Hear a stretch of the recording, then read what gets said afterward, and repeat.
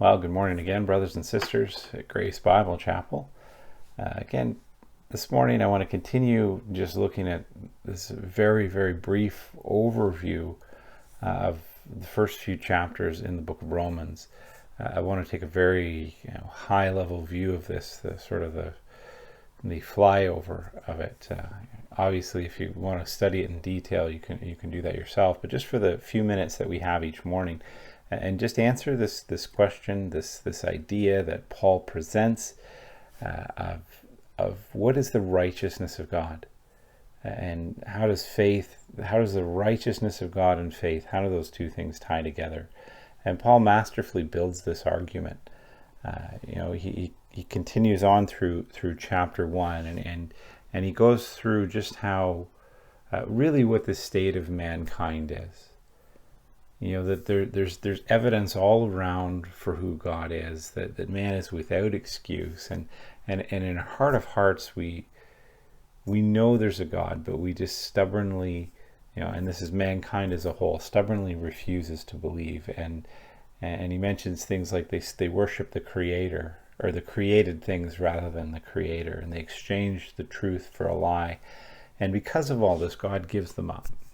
And he goes through this long list of different sins and things that he's given them up to, that he's given them up to the lusts of their hearts, and he's given them up to a debased mind. And that's the state of mankind. And so he says that because of this, that God's going to judge. And even in this, he goes through this comparison between the Jews and the Greeks, because the Jewish reader at this time might be going, well, that's not us. We have the law. We have, we follow God's law, so we're okay. We don't have a problem here. And really in this, Paul addresses what was one of the main issues with the early church. One of the things that was a big question, was a big struggle as to what to do with the law. There were those who would say that, no, you still needed as Christians to follow the law, and as we have Gentile Christians come in, they need to be circumcised, and we need to do all of the things that the law says. And so Paul addresses this here, and even says to the Jew, he says, well, look, you've got the law, but do you practice what you preach? Do you say don't steal, but then do you go and steal yourself? And he continues on and says that God will judge based on a man's action. In chapter 2, verse 6, he says he will render to each one according to his works. Tribulation and distress for those who do evil, and glory and honor and peace for those who do good. And just the way that Paul shapes this, you might think, hey, well, is he saying that this is a gospel of works, that you can obey the law and you can do the law? And he goes on and talks about how the law really is based around the heart, that the Gentile or the Greek, they didn't have the law, but sometimes the Gentiles would obey the law based on their own conscience, because it's written on their hearts, because God has given us a moral compass, because we're made in his image. And how that's, there are Greeks who would obey the law based out of their conscience, and just because they didn't have the law, they would be judged on that. And for the Jew who has the law, they would be judged on that. And so he almost gives this idea that, if Jew or Gentile, if you were to follow the law and obey the law, that, there would be peace for you, that there would be glory and honor for you.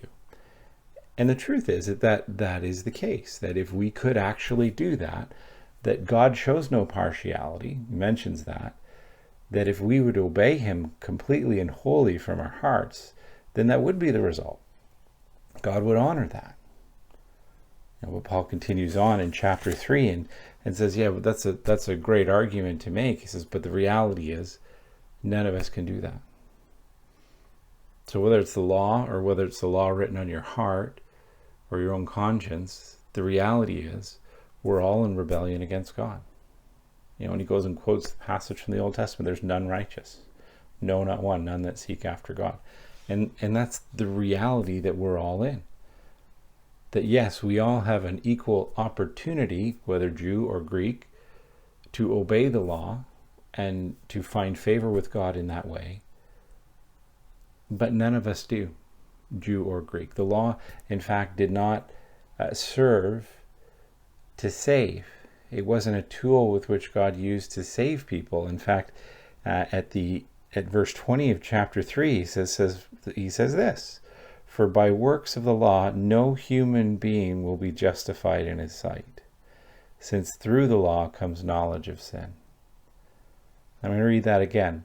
"For by works of the law no human being will be justified in his sight." That is the reality of our situation. That we cannot be justified by works of the law, because no matter how many works of the law we keep, or how righteous we are by our own actions, we will always fall short. When Jesus would preach in the Sermon on the Mount, and if you want to look at that, that's in Matthew chapter 6, 7, and 8.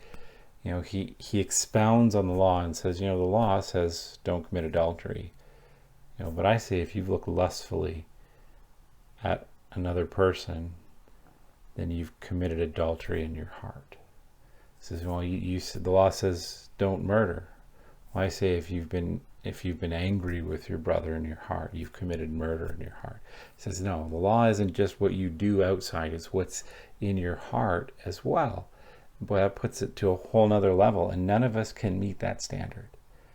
And this is the conclusion that Paul lays out in the next few verses in this section of chapter 3, verses 23 and down, or 21 and down. And we see, we probably, many of us have memorized that for all of sin and fall short of the glory of God. Romans 3:23.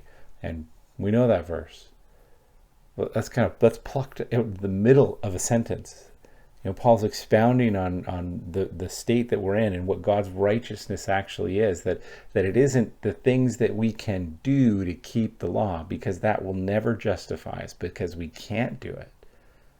The law is just there to show us our sin, to give us knowledge of sin. God's standard, saying, here's God's standard. You can't meet it. And it says this in verse 21 of chapter 3, "But now the righteousness of God has been manifest apart from the law." Right there says it. The righteousness of God is shown not in the law, but apart from the law. Well, how? How is that the case? Although the law and the prophets bear witness to it. So again, he's saying here, even going back into the Old Testament, this message was always there. The law and the prophets bore witness to what's being manifest, or what's being shown now about the righteousness of God, that it's apart from the law. Verse 22 says, the righteousness of God, how is it? It's through faith in Jesus Christ for all who believe. For there's no distinction, for all have sinned and fall short of the glory of God, and are justified by his grace as a gift through the redemption that is in Christ Jesus, whom God put forward as a propitiation by his blood, to be received by faith. This is the righteousness of God. Faith in Jesus Christ. We've all fallen short. We've all sinned. We've missed the mark. Here's God's standard. We are nowhere near meeting God's standard by our own effort, by our own righteousness, by our own works. We can't do it. It's impossible. It's like trying to swim across the ocean. The greatest swimmer ever in the entire world, he might get farther than anybody else, but he's still going to drown, because you cannot. It's impossible to swim across the ocean. And that's really the state that we're in. And so what Jesus did by coming and dying for us on the cross, he says, look, my life is righteous. I'm righteous. He lived a perfect, righteous life. And he imputes that righteousness to us. And by faith in him, we have a righteousness before God. We've been justified by his grace as a gift. That this justification is a gift. It's something that Christ has done in our stead for us. And we were something we were powerless to do on our own. And he did it for us. And that's the righteousness of God. We'll continue on there. In verse 26, it says, it was to show his righteousness at the present time, so that he might be just and the justifier of the one who has faith in Jesus. So that he's the justifier of the one who has faith in Jesus. And that term to justify, it's that we have been made right with God, that our sin is not counted to us, and the righteousness of Jesus Christ, his righteous life, is imputed to us. In other words, it's counted towards us. So God sees the righteousness of his Son when he sees us, and that's the righteousness of God. The faith that we have in Jesus is the righteousness of God. And that's just an amazing thought. It's an amazing picture that Paul paints. And so, and you know what? In many ways, this is one of the hardest things for us to fully grasp, isn't it? Because it's not what we're like. It's not how we treat each other, is it? To be fully known completely and totally, which is what we are by God, and to be completely loved by him. And there's nothing that we can do to earn merit or favor with him. His favor, his grace, it's unmerited, and it's given to us as a gift. That he loves us because he loves us, not because of anything that we do. And we don't treat each other that way, do we? That we want to earn merit with people. We want people to appreciate us for the things that we do. And that's how we function. That's the life that we live in. That's how we live. And so to break away from that and to realize that God is different than that God's love for us is unmerited. We've not merited it at all, but it's completely ours, that his grace is given to us as a gift, and that we just need to put our faith in Jesus Christ to receive his unmerited favor. And when we do that, we are made righteous and made right before God, not because of us, not because of what we do, not because of our good works, but because of him. It's a good thing to be reminded of this, isn't it? It's a good thing to think on these things, to meditate on these things, and to wonder at the goodness and grace of God, and to continue, just to be encouraged by these thoughts. This is the gospel, brothers and sisters. This is the message that we bring to the world. This is the hope that we bring.